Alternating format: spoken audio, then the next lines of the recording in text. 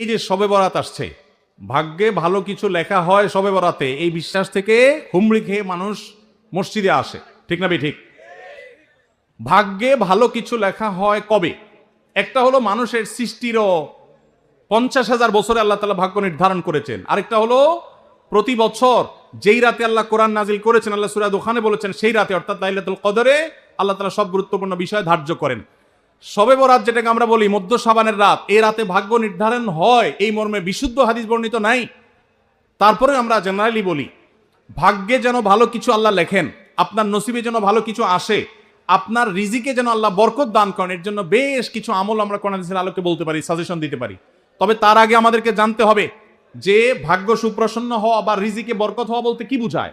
ভাই, রিজিকে বরকত হওয়া বলতে বুঝায় আপনি যা কামাই করবেন এর ভিতরে আল্লাহ তাআলা কল্যাণ দিবেন, যা কামাই করবেন এর ভিতরে বরকত হবে। প্রাচুর্য না, অনেক টাকা না, যা হবে এটাতে কি হবে? বরকত হবে। আমরা কি বরকত চাই না সম্পদ বেশি চাই? বরকত চাই। বরকত যদি চান এক নম্বর হলো ঈমান এবং তাকওয়া লাগবে। আল্লাহ বলেছেন ওয়ালাউ আন্না আহলাল কুরআন আমানু ওয়াত্তাকাও লাফাতাহনা আলাইহিম বারাকাতিম মিনাস সামা। যদি কোনো জনপদের লোকেরা ঈমান আনে, আল্লাহর ভয় অন্তরে লালন করে, আল্লাহ বলেছেন আসমান থেকে বরকতের সব দুয়ার খুলে দেওয়া হবে। এজন্য ভাই, ঈমান যদি থাকে, তাকওয়া যদি থাকে, গুনাহমুক্ত জীবন গড়ার সংকল্প যদি থাকে, বরকত আসবে জীবনে। নাম্বার 2, ইস্তেগফার বেশি বেশি করলে, আল্লাহ বলেছেন সূরা নূহের মধ্যে যদি কেউ ইস্তেগফার করে, নূহ আলাইহিস সালাম তার জাতিকে বলেছেন ফাকুল তুস্তাগফিরু রাব্বাকুম ইন্নাহু কানা গাফফারা ইউরসিলিস সামাআ আলাইকুম মিদরারা ওয়া ইমদিদুকুম বিআমওয়ালিন ওয়া বানিন ওয়া ইয়াজআল লাকুম জান্নাতিন ওয়া ইয়াজআল লাকুম আনহারা। আল্লাহ নবী নূহ আলাইহিস সালাম বলেছেন আমি আমার জাতিকে বলেছি তোমরা আল্লাহর কাছে ইস্তেগফার করো, ক্ষমা প্রার্থনা করো। বেশি বেশি ইস্তেগফার করলে আল্লাহ তাআলা রিজিকের মধ্যে বারাকা দিবেন, অভাব দূর করবেন, সম্পদে এবং আল্লাহ তাআলা বরকত দান করবেন। তাহলে 2 নম্বর আমল হলো ইস্তেগফার করা, রিজিকে বরকত হবে ইনশাআল্লাহ। নাম্বার 3, শুকর আদায় করা। আল্লাহ বলেছেন লা ইন শাকারতুম লা আযীদান্নাকুম। আপনি কোনো কিছু পেয়েছেন আলহামদুলিল্লাহ বলেন, যা পাইছে শুকর আদায় করেন, আল্লাহ নিয়ামত বাড়ায় দিবেন। নাম্বার 4, দান সাদাকা করা। আল্লাহ তাআলা বলেছেন ইয়ামহাকুল্লাহুর রিবা ওয়া ইউরবিস সাদাকাত। আল্লাহ সুদকে ধ্বংস করবেন, তবে সাদকা এবং দান এটাকে আল্লাহ তাআলা বাড়িয়ে দিবেন। এজন্য কেউ যদি দান করে আল্লাহ তাআলা তাকে কি দেন? বরকত দান করেন তার রিজিকে। তারপরে 5 নম্বর হলো আত্মীয়তার সম্পর্ক রক্ষা করা। নবীজি সাল্লাল্লাহু আলাইহি ওয়াসাল্লাম বলেছেন মান সাল্লাহু আন ইউবসাতা লাহু ফি রিজকিহি আও ইউনসালাহু ফি আসারিহি ফালিয়াসিল রাহিমা।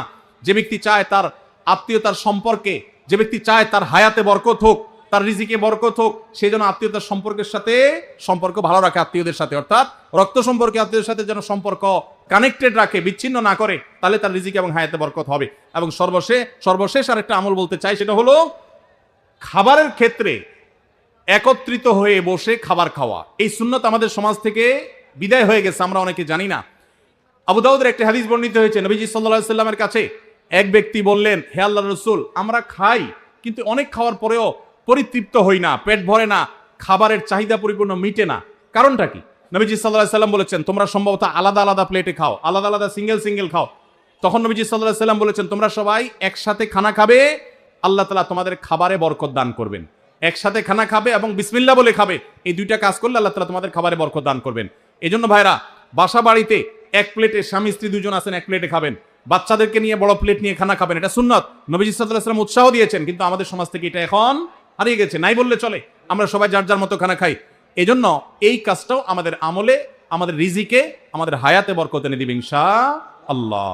সুদে টাকা লাগায় এমন ব্যক্তি সমাজে বিচার করে, তার বিধান কি?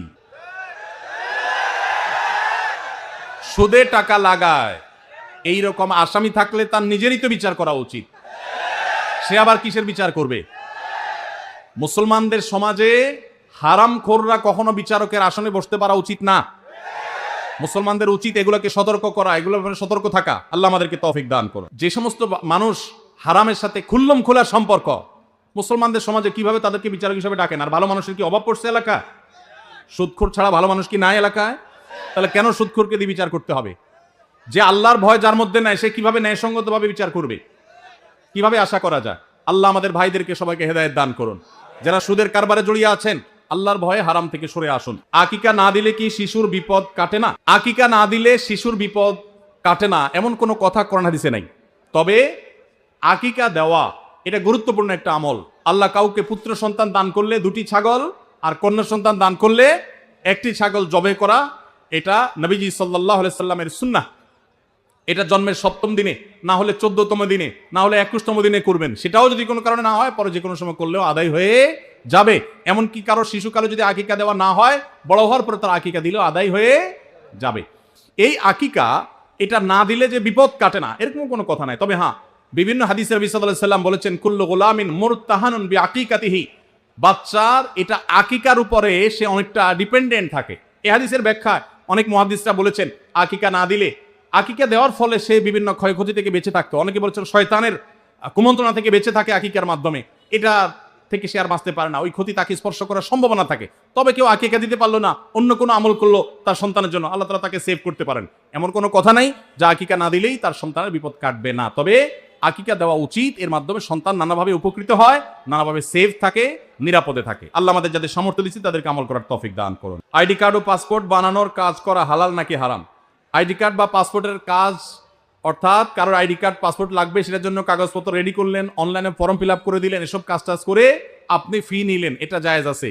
কিন্তু আপনি আইডি কার্ড এবং পাসপোর্ট অবৈধ উপায়ে, যেটা পাওয়ার কথা না সেটা পাওয়াই দিবেন, যেটা 10 দিনে পাওয়ার কথা সেটা 5 দিনে পাওয়াই দিবেন, এই রকম করে যদি আপনি অফিসারদের সাথে তলে তলে লিঙ্ক করে, ঘুষের লাইন করে আর ক্লায়েন্টের কাছ থেকে টাকা নেন, তাহলে সেই উপার্জন আপনার হারাম। কথা কি বুঝাতে পারছি?